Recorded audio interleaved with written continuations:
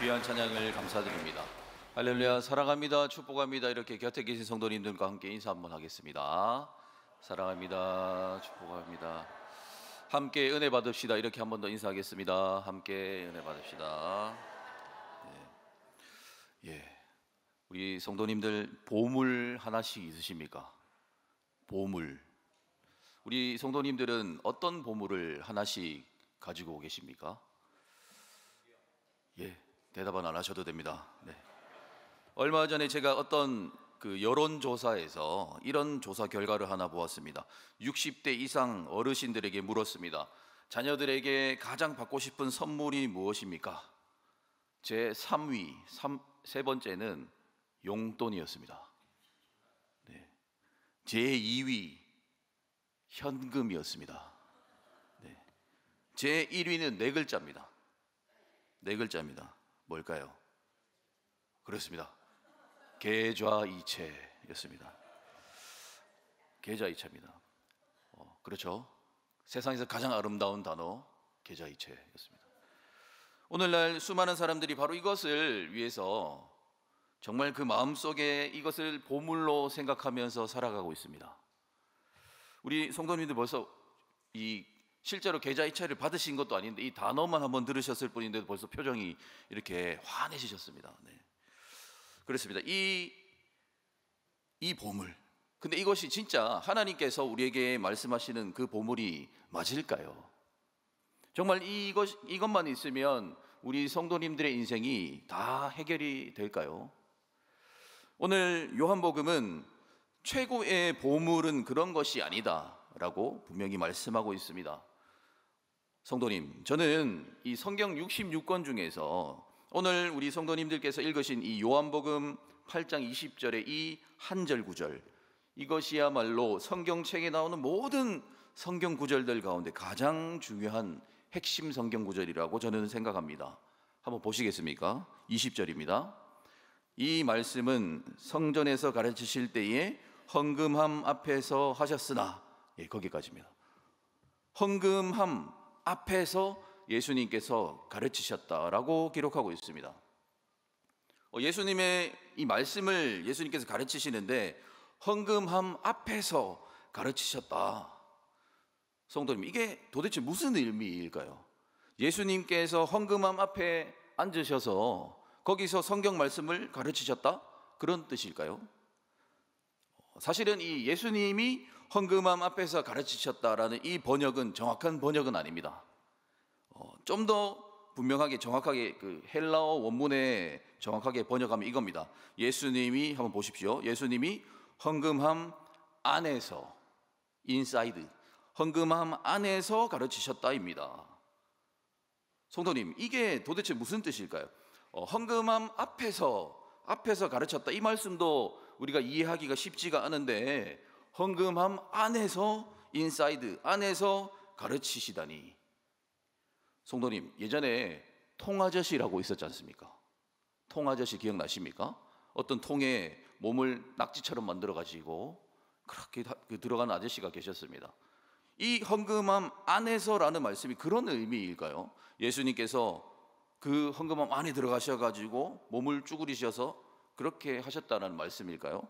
그러니까 성경학자들이 대혼란에 빠지게 되었던 겁니다. 왜냐하면 분명히 헬라어 원문에는 안으로 나오거든요. 인사이드, 안에서로 기록이 되어 있는데 이 구절을 해석을 해야 되는데 우리 성도님 생각해 보십시오. 어떤 사람이 헌금함 안에 들어가 가지고 쪼그리고 앉아서 말씀을 가르친다? 이것이 아무리 생각해도 이상한 겁니다. 괴상하지 않습니까? 그래서 사람들이 예수님이 헌금함 안에서 가르치셨다라고 원문대로 번역하지 아니하고 의역을 했던 것이죠. 앞에서로 번역을 하게 되었던 것입니다. 하지만 우리 성도님들, 저는 사실 이것은 옳은 행동은 아니라고 생각합니다. 왜냐하면 우리는 성경이 그렇게 기록되었으면 그렇게 읽어야 됩니다. 성경이 기록하신 대로 읽어야 됩니다. 성경이 기록하신 대로 읽어야 되고 성경이 기록한 만큼만 믿어야 되는 것이죠. 성경이 계시해 주시는 만큼만 믿으면 되는 것입니다. 하나님께서 말씀하지 않으신 영역은, 하나님께서 가르쳐 주시지 않으신 영역은 모르는 게 낫다라고 믿을 수 있어야 됩니다.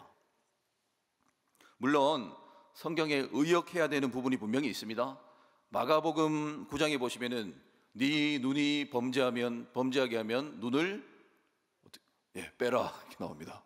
이거 의역해야 됩니다. 이거 문자 그대로 받아들이시면 큰일 납니다. 또 내 손이 범죄하게 만들면 손을 잘라라. 의역해야 됩니다. 문자 그대로 성경 그대로 의역하지 않고 문자 그대로 받아들이면 안 됩니다. 그런 말씀도 분명히 있습니다. 하지만 하나님의 거룩한 말씀이 그러다 보면 우리의 짧은 생각으로 우리가 우리의 짧은 이성으로 잘 이해가 안 된다고 해서 말씀을 이리저리 해석을 하다 보면 어느 순간 내 마음대로 성경을 해석하게 되어진다라는 것입니다. 그래서 헌금함 안에서라고 원문 그대로 번역을 해야 된다라고 말하는 성경학자들도 굉장히 많습니다. 자, 왜냐하면 헌금함 안에서라고 원래 기록해 주신 대로 봉독을 하는 것이 요한복음의 기록 의도를 더 잘 살린다라고 그들이 믿고 있기 때문입니다. 그렇습니다. 요한복음의 저자가 헌금함 안에서라고 특별하게 표현하는 이유는 정말로 예수님께서 문자 그대로 통아저씨처럼 헌금함 안에 자기 몸을 구겨 넣으셔서 그렇게 있었다 그 말을 하려고 하는 것이 아닙니다. 성도님, 보통 우리가 헌금함 안에는 무엇이 들어있습니까? 무엇이 들어있습니까? 제일 처음에 말씀드렸죠. 우리가 헌금 바구니를 돌릴 때 그 안에는 무엇이 들어있습니까? 그렇습니다. 모든 사람들이 가장 좋아하는 것이 들어있습니다. 모든 사람들이 보물로 여기는 그것이 들어있지요. 사람들의 인생의 목표가 거기 들어있습니다. 모든 사람들이 가장 좋아하고 모든 사람들이 가지고 싶어하는 그것이 헌금함 안에 들어있습니다. 헌금함 바구니 안에 들어있다라는 것입니다. 그런데 요한복음의 저자는 그 안에 들어있는 그것을 보물로 여기지 마라 라고 말씀하시는 것입니다. 그것은 참된 보물이 아니다. 그 안에 있는 것을 최고의 것으로 여기지 말고 진짜 보물을 발견하라 이렇게 말씀하시는 것입니다. 성도님, 그 진짜 보물은 무엇입니까? 오늘 본문 표현에 헌금함 안에 예수님이 있다. 그러면 진짜 보물은 무엇입니까? 바로 예수 그리스도이십니다. 그래서 헌금함 안에 예수가 있다라고 말씀하시는 것입니다. 그렇습니다. 우리에게 영원한 생명을 주시는 그분, 우리 성도님들에게 참된 삶의 진리를 주시는 그분, 그분의 말씀, 그분의 교훈, 그분의 은혜, 이것이야말로 최고의 보물인 줄로 믿습니다. 그렇게 말씀하시는 것입니다. 이것이 바로 오늘 예수님이 헌금함 안에서 가르치셨다라고 해석을 해야 되는 이유가 되어지는 것입니다. 성도님, 그런데 우리는 그렇게 살고 있을까요? 우리는 정말 이 말씀처럼 예수님을 최고의 우리 인생의 보물로 믿고 살아가고 있느냐라는 것입니다. 오늘날 사람들은 교회를 다니면서 예수님, 하나님께 보물을 받기를 간절히 원하고 있습니다. 우리 모든 기도 제목들이 하나님 저에게 보물을 주십시오라고 기도하지 않습니까? 그러나 예수님 그분 자체를 보물로 여기는 사람은 많지 않은 것 같습니다. 따라서 오늘날 이 세상은 오늘 읽지 않았지만 사실은 20절에서 이 30절까지가 본문이 되어지겠습니다. 오늘 이 세상은 그래서 두 부류의 사람이 살아간다라고 기록을 할 수 있습니다. 예수님을 보물로 여기는 사람과 그렇지 않는 사람이 살아가는 이 시대가 되어지는 것입니다.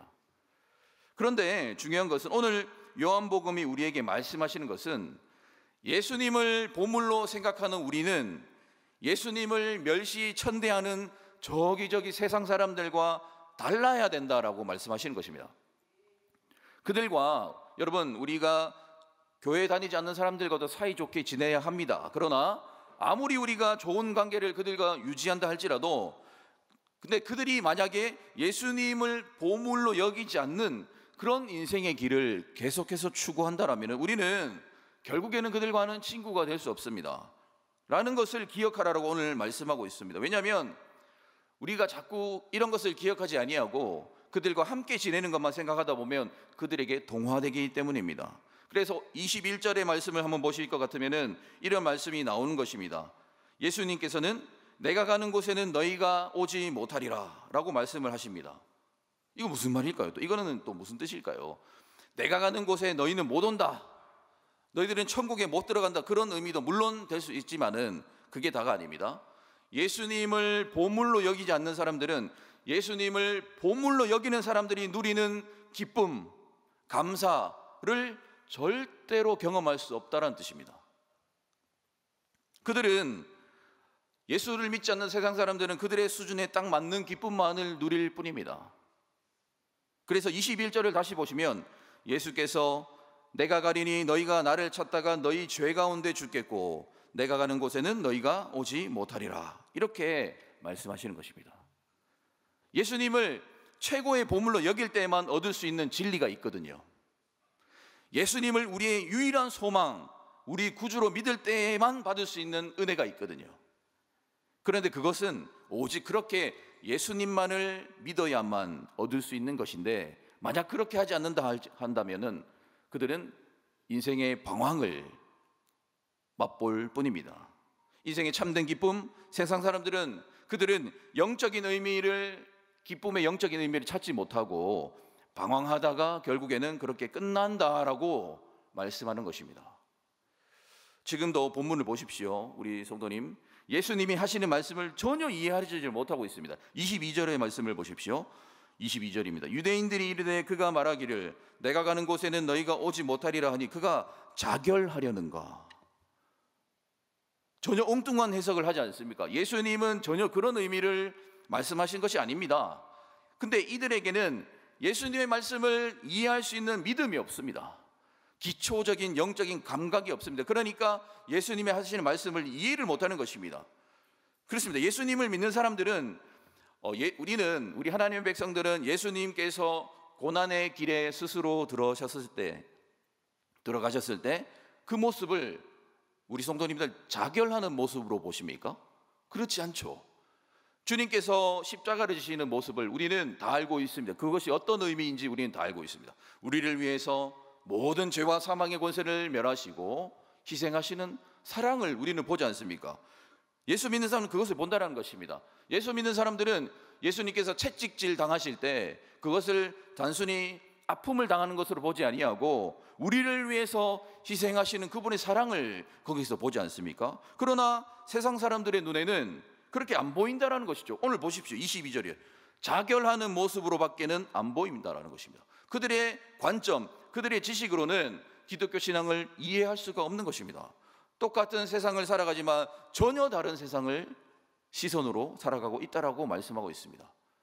그래서 요한복음의 저자는 이렇게 예수 안에 살아가는 자들과 그렇지 않은 자들이 다를 수밖에 없다, 세상과 우리가 하나 될 수가 없다라는 것을 오늘 말씀하고 있는 것입니다. 오늘 본문의 의미가 그런 것입니다. 그렇습니다. 예수님을 모르는 유대인들이 볼 수 있는 관점의 한계가 있습니다. 그 시각의 한계가 있습니다. 따라서 예수님의 이 요한복음의 저자가 말씀하고 있는 것은, 그러므로 말씀을 정리하겠습니다.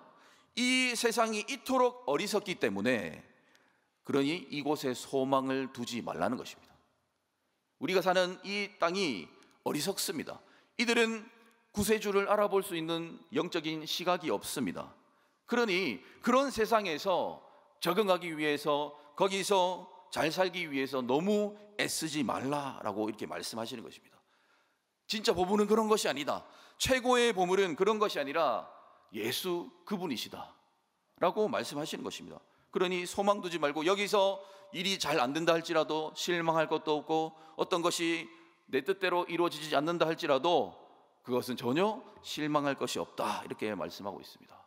여러분, 수많은 사람들이 밤새도록 어제 불타는 금요일에 저기 세상에서 술 마시다가 놀다가 아직까지 지금 이 시간에도 잠들어 있는 이 시간에 우리는 이곳에 나와서 말씀 듣고 예배드리고 찬송하고 있습니다. 기도하고 있습니다. 우리는, 그러나 세상 사람들 우리를 한심하게 보고 있습니다. 그 시간에 조금 한숨 더 자고 쉴 수 있는 시간 유일하게 일요일 표현 죄송합니다. 주일 그 하루밖에 없는데 그 시간에 아침에 피곤하게 교회 가서 그거 너무 어리석지 않냐, 이렇게 얘기하지 않습니까? 그들은 우리를 한심한 사람으로 보고 있지만 오히려 그들이야말로 무지한 사람들이다 라고 말할 수 있습니다. 왜냐하면 우리의 기쁨을 그들은 모르지 않습니까? 우리가 이 아침에 이 주일, 거룩한 주일에 나와서 말씀을 통해서, 기도를 통해 은혜 받는 이 기쁨을 그들은 모른다라는 것입니다. 생각해 보시기 바랍니다. 우리 성도님, 인생에 큰 고난이 찾아오고 질병이 찾아왔을 때 교인들만큼 잘 이겨내는 사람은 저는 본 적이 없습니다. 세상 사람들은 이것을 이겨낼 간혹 있긴 합니다. 간혹 그 성격 자체가 밝아서 이겨내는 사람도 있지만은 제가 아직 어린 이 나이에 제가 봤을 때도 성도님들만큼 이 고난을 잘 이기는 사람 본 적이 없습니다. 늘 기도로 이겨내시고 훨씬 더 우리가 행복한 인생을 살고 있다는 것입니다. 예수님 믿지 않는 저기 세상 사람들은요, 그저 낙심합니다. 원불교하는 것입니다. 원망, 불평, 교만, 그런 것밖에 할 수밖에 없어요. 왜냐하면 다른 대안이 없기 때문입니다. 세상 사람들은 늘 재수 이런 것만을 기도하지 않습니까? 그런 것만 바라보지 않습니까? 그러나 우리는 다릅니다. 우리는 하늘에 먹구름이 떠 있다 할지라도 그 뒤에 찬란한 태양이 있다는 것을 볼 수 있죠. 우리는 바다 가운데, 바다 밑에 하나님께서 길을 내주실 거라는 사실 볼 수 있습니다. 세상 사람은 절대 볼 수 없는 것입니다. 이 세상에 이런 절망이 끝이 아니라는 것을 우리는 알기 때문에 기뻐할 수 있는 사람들은 우리밖에 없다라는 것입니다. 그렇습니다. 지금 우리 성도님, 저와 여러분이 하고 있는 이런 이야기들은 세상의 사람들은 절대로 이해할 수 없는 이야기입니다. 그러니 우리 성도님, 영적인 자부심을 가지시기를 주님의 이름으로 축복합니다. 세상의 사람들은 절대로 알 수 없습니다. 하지만 우리는 알고 있습니다. 예수 그리스도의 십자가의 의미를 알고 있습니다. 예수님을 통해서 영원한 기쁨으로 갈 수 있는 그 길을 우리는 알고 있습니다. 어떻게 해야지 영생을 얻을 수 있는지 우리는 알 수 있습니다. 어떻게 해야지 천국에 갈 수 있는지 우리는 알 수 있다는 것입니다. 그것이 바로 우리입니다. 얼마나 놀랍고 감사한지요. 24절의 말씀 보시기 바랍니다. 그러므로 내가 너희에게 말하기를 너희가 너희 죄 가운데서 죽으리라 하였노라. 너희가 만일 내가 그인 줄 믿지 아니하면 너희 죄 가운데서 죽으리라. 그렇습니다. 예수님 믿지 않고 불신자로 살아가는 사람들에게 남은 것은 죽음밖에 없다라는 말씀입니다. 영원한 생명에 이르지 못하고 결국에는 이 세상에서 그런 물질 가지고 계속 아웅다웅 하다가 결국에는 죽는 인생. 단지 육신의 죽음만을 의미하는 것이 아니라 사람이 이 땅을 살아가면서 참된 영적인 기쁨을 제대로 한번 맛보지도 못하고 탐욕적인 가치관에 사로잡혀서 살아가다가 끝나는 인생, 인생을 허망하게 살면서 마무리하는 그것을 지금 24절의 말씀이 말씀하고 있는 것입니다. 그러니 저와 여러분은 하나님의 백성으로 예수님을 구주로, 구세주로 고백하며 살아간다는 것입니다. 이것이야말로 얼마나 복된 최고의 선물이 되는지요. 그리고 이제 예수님께서 요한복음 8장에서 가장 핵심이라고 해도 과언이 아닌 오늘 읽지 않았지만 31절과 32절의 말씀을 한번 보시겠습니까? 31절과 32절입니다. 우리 한번 31절 32절을 함께 봉독해 보도록 하겠습니다. 시작. 저희를 믿는 유대인들에게 이르시되 너희가 내 말에 거하면 참으로 내 제자가 되고 진리를 알지니 진리가 너희를 자유롭게 하리라. 아멘. 그렇습니다. 진리를 알지니 진리가 너희를 자유롭게 하리라. 이 진리를 듣는 사람들이 이 진리를 맹목적으로 무조건 받아들여야 된다라고 말씀하지 않고 하나님 말씀은 절대로 강요하지 않습니다. 우리 성도님들 말씀을 안 들으면 우리 성도님들 손해이십니다. 강요하지 않습니다. 즉 듣는 사람이 이 진리를 믿기를 결심해야 되는 것입니다. 우리 성도님들께서 나를 한번 설득해봐 라고 할 것이 아니고 이 말씀에 내가 의지적으로 하나님 이 말씀을 내가 믿기를 결단합니다 라고 고백하셔야지만이 그 진리가 우리 성도님들을 자유하게 하는 진리가 되어지는 것입니다. 그럴 때 진리 안에 거할 수 있다라고 말씀합니다. 그렇습니다. 그냥 듣는다고 다 진리 안에 거할 수 있는 것이 아니고 누구나 다 제자 될 수 있는 것이 아닙니다. 이것을 양육을 받아야 되고 복음 언어를 해야 되고 성숙반을 해야 되고 큐티반을 해야 되고 하나는 뭐죠? 교리반을 해야 되는, 애써야 되고 믿어야 되고 배워야 되고 시간을 내야 됩니다. 그래야 그 안에 거할 수 있고 그때 진리가 우리를 자유하게 한다 이렇게 말씀하는 것입니다. 그 진리가 진리라고 말씀한 그 근거가 충분합니다. 성경 안에 충분합니다. 양육반에 충분합니다. 그러니 거기 오셔서 말씀을 배우시고 진리 안에 거하시기를 주님의 이름으로 축복합니다. 그렇습니다. 우리는 최고의 보물을 가지고 있습니다. 오늘 29절 말씀 한번 보시기 바랍니다. 29절입니다. 나를 보내신 이가 나와 함께 하시도다. 나는 항상 그가 기뻐하시는 일을 행함으로 나를 혼자 두지 아니하셨느니라. 하나님께서 절대 예수님을 혼자 두지 아니하십니다.